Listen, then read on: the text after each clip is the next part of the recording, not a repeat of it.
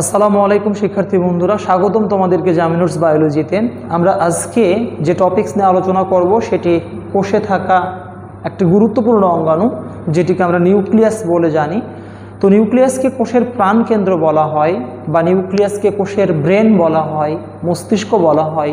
কারণ আমরা ব্রেন বা মস্তিষ্ক দিয়ে যেমন চিন্তা করি যে আমার কি করা উচিত কিংবা কি করা উচিত নয়, ঠিক নিউক্লিয়াস ও কোষের ক্ষেত্রে এই কাজটিই করে যে কোষটিকে দিয়ে সে কিভাবে কাজ করিয়ে নেবে বা কোষটিকে দিয়ে কি করানো উচিত হবে না, এই যে একটা সিদ্ধান্ত, এটি মূলত আসে নিউক্লিয়াস থেকে। আমরা জানি যে মাইটোসিসের মাধ্যমে আমরা জাস্ট সেলের সংখ্যাটা বৃদ্ধি করি, বাট পরবর্তীতে বৃদ্ধিরত যে সেলগুলো থেকে গেল, এই বৃদ্ধিপ্রাপ্ত সেলগুলোকে জীব কিভাবে খাটিয়ে নেবে, কিভাবে কাজ করিয়ে নেবে, এই ব্যাপারটা কিন্তু নির্ধারণ করে নিউক্লিয়াস। যেমন ধরো আমরা মাইটোসিসের মাধ্যমে কিছু সেল তৈরি করলাম, সবগুলোতেই নিউক্লিয়াস আছে। এখন এই সেলটাকে কি কাজ করব, হয়তো ব্রেন হিসেবে কাজ করতে হবে। ওকে ফাইন, নিউক্লিয়াস তখন তার সাইটোপ্লাজমকে ব্রেন হিসেবে কাজ করাতে সাহায্য করবে। এইটাকে হয়তো ফুসফুস হিসেবে কাজ করাবে। ওকে, নিউক্লিয়াস তখন ফুসফুস হিসেবে সেটাকে প্রকাশ করবে। ফুসফুসের সেলগুলো আর ব্রেন সেলগুলোর মধ্যে পার্থক্য আছে, তোমরা জানো। এটা যদি লিভার সেল হয় তাহলে এখানে থাকে নিউক্লিয়াস, তখন সে লিভার হিসেবে ওটাকে কাজ করাবে। এটা যদি মাসেল সেল হয় তখন সে মাসেল বা পেশি হিসেবে কাজ করাবে। এটি যদি আমাদের স্টমাক হয়, ইত্যাদি ইত্যাদি আমাদের বিভিন্ন রকমের সেল আছে। এই সেলগুলোকে দিয়ে মূলত উদ্ভিদ জীব বিভিন্নভাবে খাটিয়ে নেয়। তাহলে কোষের পজিশনটা খুবই ইম্পর্টেন্ট। এটা 1 নম্বর পজিশন, 2 নম্বর, 3 নম্বর, 4 নম্বর, 5 নম্বর, এরকম বিভিন্ন পজিশনে আমাদের বিভিন্ন রকমের সেল আছে। এই বিভিন্ন পজিশনে থাকা সেলগুলোতে যে নিউক্লিয়াস থাকে, তারা ওই পজিশনটা আইডেন্টিফাই করতে পারে। এটাকে পরিবেশ বলা হচ্ছে। ব্রেনের এক রকমের পরিবেশ, চোখের এক রকমের পরিবেশ, ফুসফুসের আর এক রকমের পরিবেশ। এরকম যে বিভিন্ন পরিবেশে সেলগুলো আছে, 1 নম্বর পরিবেশ আর 3 নম্বর পরিবেশ, বুঝতেই পারতেছো পার্থক্য আছে। এরকম বিভিন্ন পরিবেশে যে সেলগুলো আছে, এই পরিবেশটাকে খুব ভালোভাবে অনুধাবন করতে পারে আমাদের নিউক্লিয়াস। এই যে তার একটা রিয়েলাইজেশন পাওয়ার রয়েছে, তার যে অনুধাবন শক্তি রয়েছে যে তার কি করা উচিত, এই জন্য নিউক্লিয়াসকে বলা হয় কোষের মস্তিষ্ক বা সেন্টার অফ দ্য সেল। ওকে, তো আমরা নিউক্লিয়াসের যদি বন্ধুরা আবিষ্কার নিয়ে একটু আলোচনা করতে চাই, তাহলে আমরা ডিসকভার সম্বন্ধে দেখব যে অ্যাট ফার্স্ট এটি আবিষ্কৃত হয় বিজ্ঞানী রবার্ট ব্রাউন দ্বারা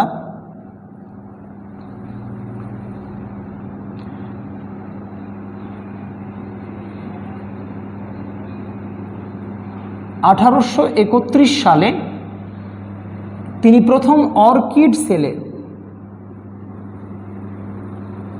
এক ধরনের প্ল্যান্ট অর্কিড, এই অর্কিড সেলে রবার্ট ব্রাউন সর্বপ্রথম 1831 সালে নিউক্লিয়াসকে আবিষ্কার করেন।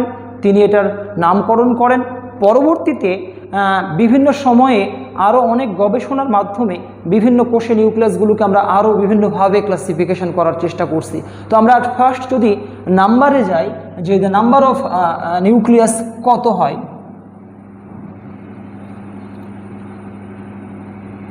নাম্বার অফ নিউক্লিয়াস, আমরা বিভিন্ন সেলে বিভিন্ন রকমের নিউক্লিয়াস পাই। কিছু কিছু সেল আছে যেখানে কোনো নিউক্লিয়াসই থাকে না, যেমন আরবিসি, প্লেটলেট, অণুচক্রিকা, এই দুইটা সেলে নিউক্লিয়াস থাকে না। আসলে তাহলে ওরা কিভাবে কাজ করে? মূল ব্যাপারটা হচ্ছে যে যখন তারা সৃষ্টি হয় হেমাটোপয়েটিক স্টেম সেল থেকে, যখন তাদের উৎপত্তি ছিল তখন তাদের নিউক্লিয়াস ছিল, যে সে কীভাবে কাজ করবে সেখানে সিদ্ধান্ত নেওয়া হয়েছে। তারপর হেমাটোপয়েটিক স্টেম সেল পরিবর্তিত হয়ে মেগা ক্যারিওব্লাস্ট তৈরি করে, তখনও সে সিদ্ধান্ত নিয়েছিল যে কি করা উচিত।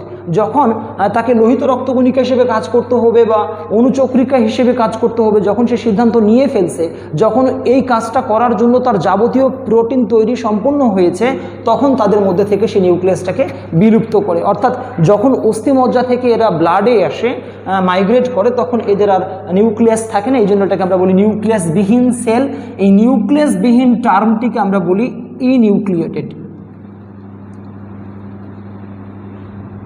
ইনিউক্লিয়েটেড মানে হচ্ছে নিউক্লিয়াসবিহীন। ওকে বন্ধুরা, এরপর আসা আমরা পাবো একটা টার্ম মনোনিউক্লিয়েটেড। মনোনিউক্লিয়েটেড মানে হচ্ছে যেখানে যে কোষে একটি নিউক্লিয়াস থাকবে। এই কোষগুলোতে নিউক্লিয়াস ছিল না, ইনিউক্লিয়েটেড। এখানে একটি নিউক্লিয়াস আছে, this called mononucleated. Maximum plant cell এবং অ্যানিমেল সেলগুলো হচ্ছে আমাদের মনোনিউক্লিয়েটেড। এরপর আসো বন্ধুরা আমরা বলি বাইনিউক্লিয়েটেড। বাইনিউক্লিয়েটেড মানে হচ্ছে যে কোষে দুটি করে নিউক্লিয়াস থাকে, মূলত একটা প্রোটোজোয়া পর্বের প্রাণী যেটাকে আমরা বলি প্যারামেসিয়াম।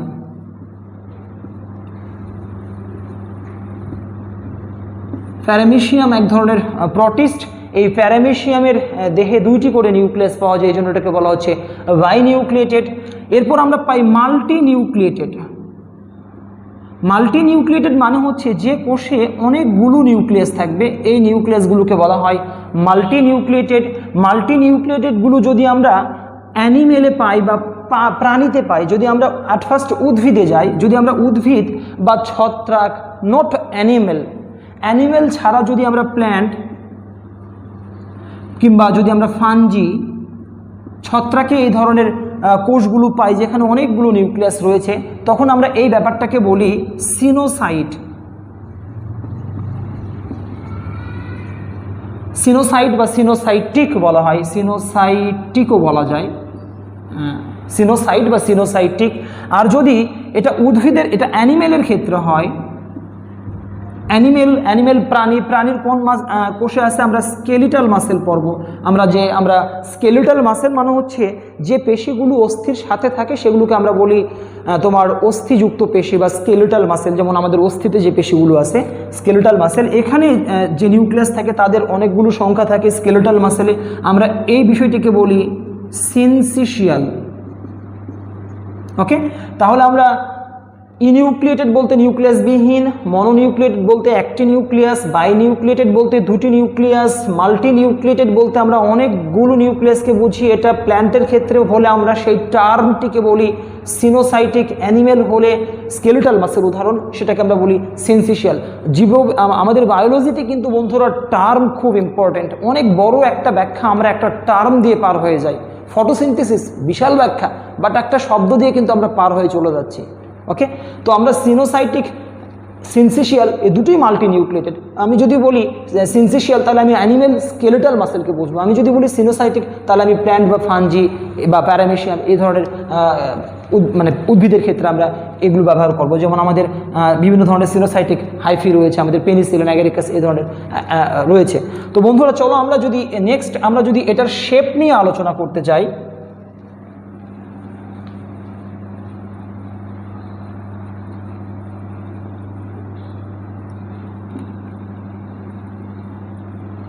আমরা অ্যাট ফার্স্ট নাম্বার হলো আমরা এবারে পজিশন নিয়ে একটু কথা বলি। পজিশন মানে হচ্ছে অবস্থান, সেলের কোথায় অবস্থান করতেছে। এটা একটা সেল, এটা কি মাঝখানে থাকতেছে নিউক্লিয়াসটা, নাকি মাঝখান থেকে একটু সাইডে থাকতেছে, নাকি একেবারে প্রান্তের দিকে থাকতেছে, এগুলোকে পজিশন বলা হচ্ছে।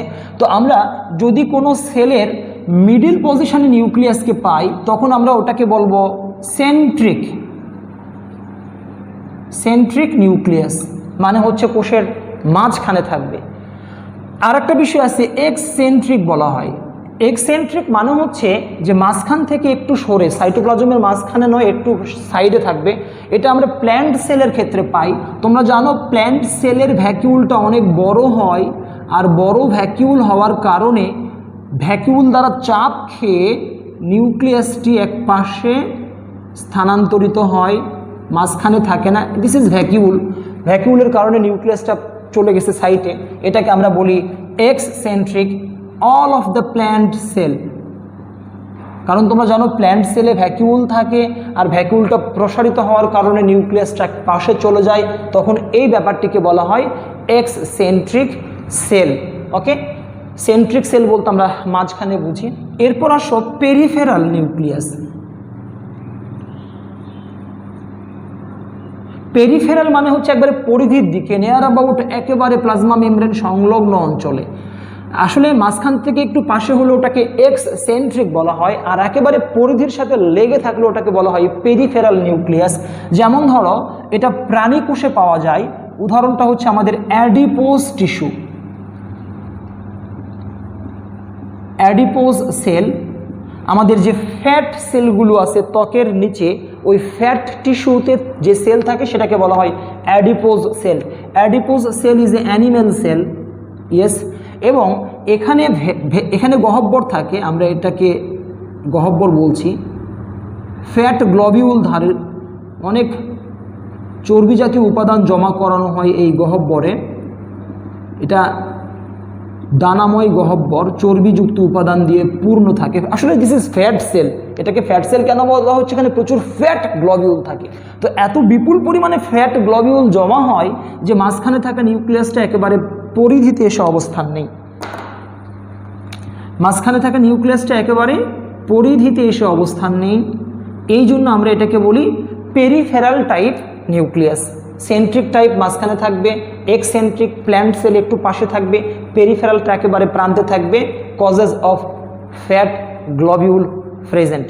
ওকে, এরপরে আমরা এই নিউক্লিয়াসগুলোর যদি বন্ধুরা আমরা শেপ নিয়ে আলোচনা করি,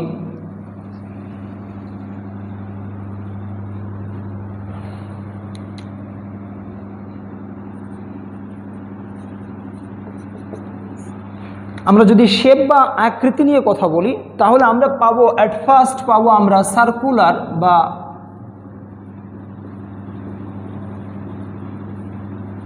গোল। আমরা যে নিউক্লিয়াসগুলোকে গোল অবস্থা, ম্যাক্সিমাম নিউক্লিয়াসই হচ্ছে সার্কুলার, গোল অবস্থায় থাকে। এরপর আমরা যেটা পাই সেটা হচ্ছে ওভাল, ডিম্ব আকৃতির, অর্থাৎ এরকম ডিম্ব আকৃতির নিউক্লিয়াস। অর্থাৎ সাইটোপ্লাজমে এরকম ডিম্বের মতো নিউক্লিয়াস থাকে। এটাকে আমরা স্মুথ মাসেল বলি।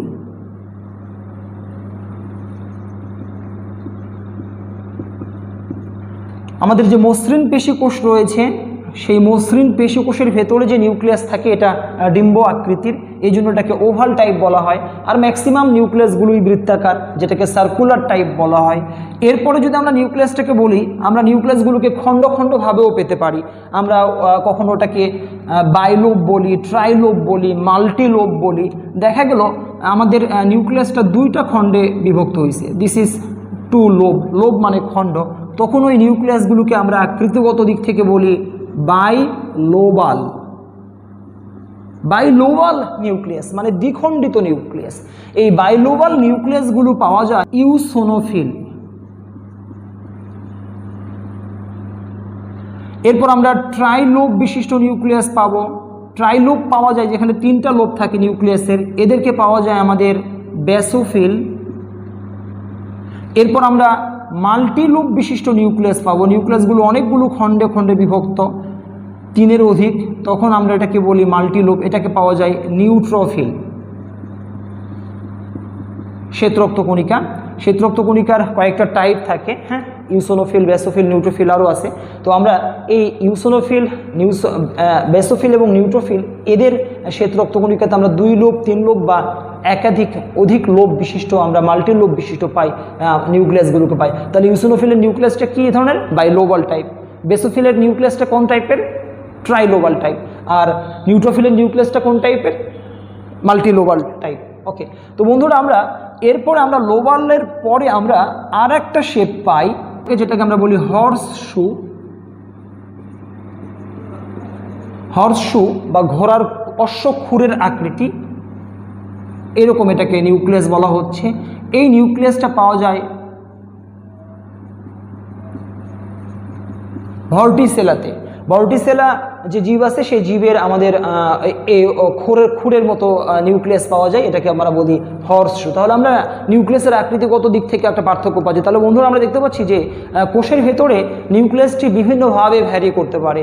এটি সংখ্যাগত দিক থেকে ভ্যারি হতে পারে, এটি তার অবস্থানগত দিক থেকে ভ্যারি হতে পারে, এটি তার আকৃতিগত দিক থেকেও বিভিন্ন ভ্যারাইটির হতে পারে। তো আমরা মোটামুটি এই সম্বন্ধে অবস্থান, আমরা পজিশন, আমরা আমরা শেপ এবং আমরা আবিষ্কার সহ বিভিন্ন বিষয় নিয়ে আলোচনা করলাম। চলো এবার নিউক্লিয়াসের আমরা গঠনে যাই, নিউক্লিয়াস আকৃতিটা আমরা একটু অঙ্কন করি।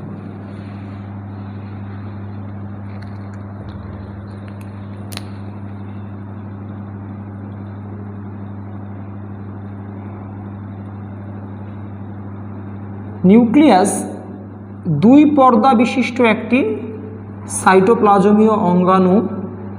প্রত্যেকটি পর্দায় আবার বাইলেয়ার। আমরা জানি যে পর্দাগুলো মূলত বাইলেয়ার হয়।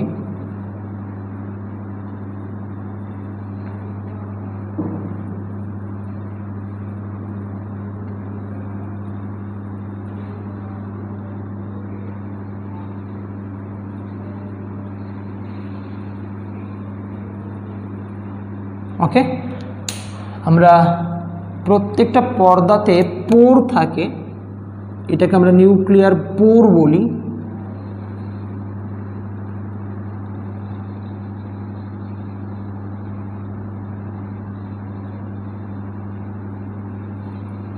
নিউক্লিয়ার মেমব্রেন দুই পর্দা বিশিষ্ট, ভেতরের পর্দাটাকে আমরা বলি ইনার মেমব্রেন আর বাহিরের পর্দাটাকে আমরা বলি আউটার মেমব্রেন। আউটার মেমব্রেন এবং ইনার মেমব্রেনের মাঝখানে পোর থাকে, এটাকে আমরা অক্টাগোনাল পোর বলি, মানে এটার 8টি কোণ থাকে। ব্যাপারটা এরকম, এটার তো 4টি কোণ, এখানে যদি আমরা আবার মুছে দিই,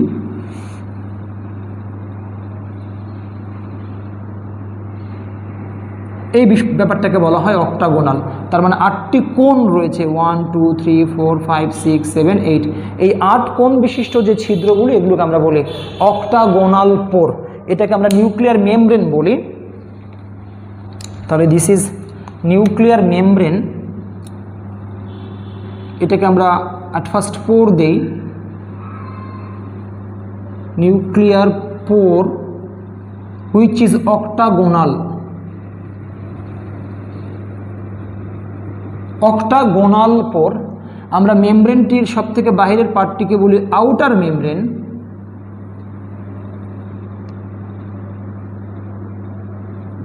আমরা ভেতরের পার্টটিকে বলি ইনার মেমব্রেন।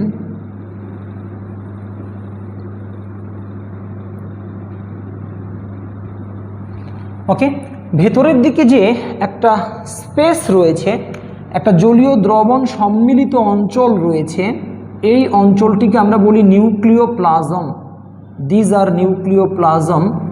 নিউক্লিওপ্লাজমটা হচ্ছে সাইটোপ্লাজমের মতোই রস, ঘন আঠালো জলীয় দ্রবণ, বাট এইখানে আমাদের সাইটোপ্লাজম থেকে এটার পরিবেশটা একটু আলাদা, কারণ সাইটোপ্লাজমে এক রকমের এনজাইম থাকে, প্রোটিন থাকে, নিউক্লিওপ্লাজমে আর এক রকমের থাকে। তো এখানে আমরা কিছু গুরুত্বপূর্ণ প্রোটিন তথা আমরা এনজাইম পাই, রেড কালার দিয়ে বোঝানো হচ্ছে দিজ আর এনজাইম। এই এনজাইমগুলো এখানে থাকা ডিএনএগুলোকে রেপ্লিকেট করে, রেপ্লিকেশনে সাহায্য করে, ট্রান্সক্রিপশনে সাহায্য করে, ইত্যাদি বিভিন্ন ধরনের কাজ করে। তাহলে এদের জলীয় দ্রবণে থাকা বিভিন্ন প্রোটিন এবং enzyme, some of the protein act as a enzyme, some of the protein act as a structural and functional protein. এই প্রোটিন সহ এই তরলটিকে আমরা বলি নিউক্লিওপ্লাজম। দিস ইজ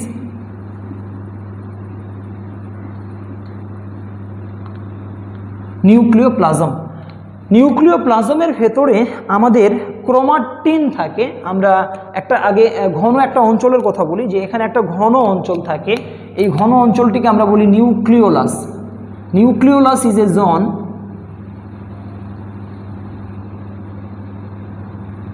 এই ঘন অঞ্চলটির নাম হচ্ছে নিউক্লিওলাস। অনেক ক্রোমাটিন এখানে কনডেন্সড অবস্থায় থাকে। ওকে, আমরা গত ক্লাসে আলোচনা করেছিলাম যে ক্রোমাটিন কোথাও ছড়ানো অবস্থায় থাকে, কোথাও কনডেন্সড অবস্থায় থাকে। তো নিউক্লিওলাস এমন একটা জায়গা যেখানে প্রচুর ক্রোমাটিন ঘনীভূত অবস্থায় থাকে। It's a dark zone. So এটা একটা হেটারোক্রোমাটিন পার্ট আমরা এটা নিয়ে পরে আলোচনা করব। আমরা ক্রোমোজোম নিয়ে যখন কথা বলবো তখন নিউক্লিওলাসের আরও গঠন নিয়ে কথা বলবো। তো মনে করে যেটা একটা ডার্ক জোন, এখানে প্রচুর ক্রোমাটিন একত্রিত হয়ে আছে, এইটাকে আমরা বলি নিউক্লিওলাস।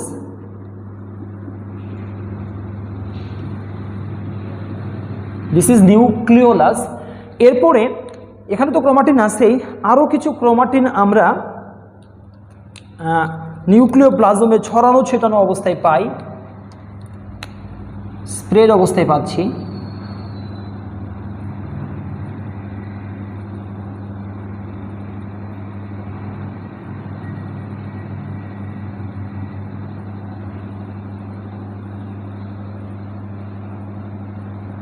ওকে বন্ধুরা, তাহলে আমরা দেখতে পাচ্ছি যে অনেক ক্রোমাটিন এই জায়গায় জড়ো হয়েছে, এটাকে বলা হচ্ছে নিউক্লিওলাস। আর এখানে যেগুলো স্প্রেড অবস্থায় আছে আমরা এইগুলোকে বলি ক্রোমাটিন বা nuclear reticulum oblique nuclear reticulum. বন্ধুরা, এখানে যে আমাদের নিউক্লিওলাসে যে ডিএনএ আছে বা ক্রোমাটিন আছে, ওইখান থেকে আমরা আরআরএনএ পাই। আর আমরা জানি যে রাইবোজোম তৈরি করতে গেলে আমাদের আরআরএনএ লাগে।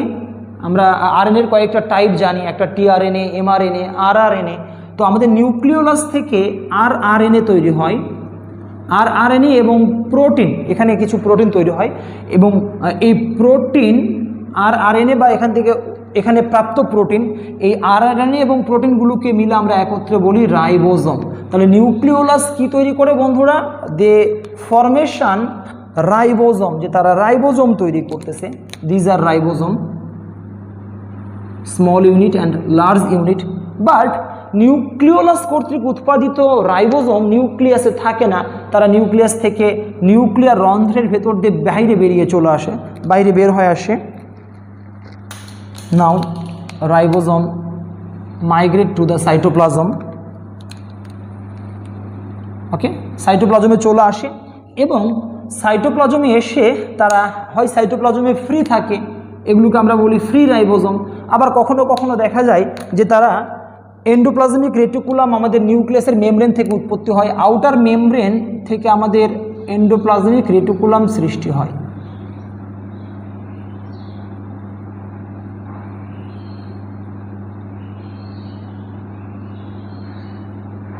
This are endoplasmic reticulum. তাহলে আমরা কিছু রাইবোজোমকে আমরা এন্ডোপ্লাজমিক রেটিকুলামের গায়ে পাই।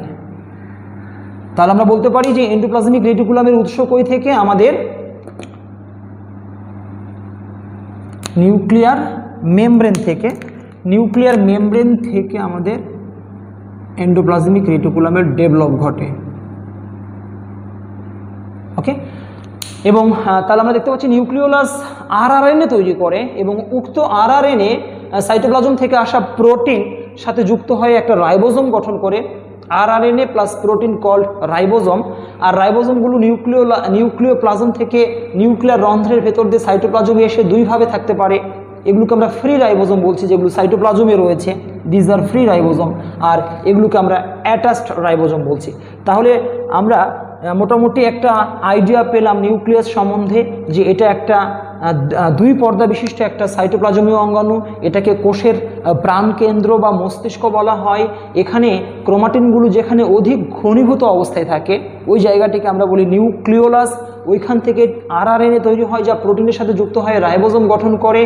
আর স্প্রেড ক্রোমাটিনগুলো, আসলে এগুলো সব স্প্রেড না, এখানেও আমাদের কিছু কনডেন্সড থাকে। তোমরা হেটারোক্রোমাটিনের নাম শুনছো, এখানেও কিছু আমাদের কনডেন্স থাকে। বাট এই কনডেন্সড বা ঘনীভূতগুলো আমাদের নিউক্লিওলাসের মতন। এগুলো আমাদের, এটাও হেটারোক্রোমাটিন, এটাও heterochromatin, but these are facultative heterochromatin আর দিজ আর কনস্টিটিউয়াস হেটারোক্রোমাটিন। তো আমরা এটাকে আমরা ফ্যাকাল্টেটিভ বলতেছি বা সুবিধাবাদী বলতেছি, আর এটা স্থির আমাদের হেটারোক্রোমাটিন। আরও কিছু আমাদের ক্রোমাটিন আমাদের নিউক্লিয়ার মেমব্রেনের দিকে থাকে, এগুলো আমরা পরে আলোচনা করব। এগুলোকে আমরা কনস্টিটিউটিভ হেটারোক্রোমাটিন বলতেছি। তাহলে নিউক্লিওলাস এবং মেমব্রেনের দিকে যে ক্রোমাটিনগুলো পেঁচিয়ে পেঁচিয়ে ঘনীভূত অবস্থায় থাকে সেগুলোকে বলা হয় কনস্টিটিউয়াস হেটারোক্রোমাটিন। মাঝখানে ছড়িয়ে ছিটে যেগুলো থাকে সেগুলোকে বলা হয় ফ্যাকাল্টেটিভ হেটারোক্রোমাটিন। আর স্প্রেড হয়ে যেগুলো থাকে সেগুলোকে বলা হয় ইউক্রোমাটিন। সবগুলোকে আমরা একত্রে বলি ক্রোমাটিন। তো আমরা যখন ক্রোমাটিন বলবো তখন আমাদেরকে সব চিন্তা করতে হবে, এখানে হয় ইউক্রোমাটিন আছে বা ফ্যাকাল্টেটিভ হেটারোক্রোমাটিন আছে বা কনস্টিটিউটিভ হেটারোক্রোমাটিন আছে, বা দেখা গেল আমাদের এরকম বিভিন্নভাবে আমাদেরকে চিন্তা করতে হবে। তো যাই হোক, আমরা এগুলো পরবর্তীতে আলোচনা করব যখন ক্রোমোজোমের গঠন নিয়ে আলোচনা করব। আর এইখান থেকে আমাদের যাবতীয় এনজাইম, নিউক্লিয়াসের যাবতীয় এনজাইমগুলো আমাদের প্লাজমে থাকে। তো নিউক্লিয়াসের গঠনটা যদি আমাদেরকে বলতে বলা হয়, আমরা এভাবেই নিউক্লিয়াসের গঠন সম্বন্ধে আলোচনা করব। এটাকে কোষের ব্রেন বলা হয়। বিভিন্ন জায়গায় থেকে সেই সিদ্ধান্ত গ্রহণ করে। আমি আশাবাদী এই ভিডিও থেকে তোমরা নিউক্লিয়াস সম্বন্ধে একটা ধারণা লাভ করতে পারছো। যদি আমার চ্যানেলটি তোমাদের ভালো লেগে থাকে তাহলে অবশ্যই সাবস্ক্রাইব করবে, বেল আইকনে ক্লিক করবে। সামনের দিন আমরা নেক্সট ক্লাসে আমরা আবারও কোনো একটা নতুন টপিকস নিয়ে আলোচনা করব। সেই পর্যন্ত ভালো থেকো সবাই। আসসালামু আলাইকুম রহমতুল্লাহ।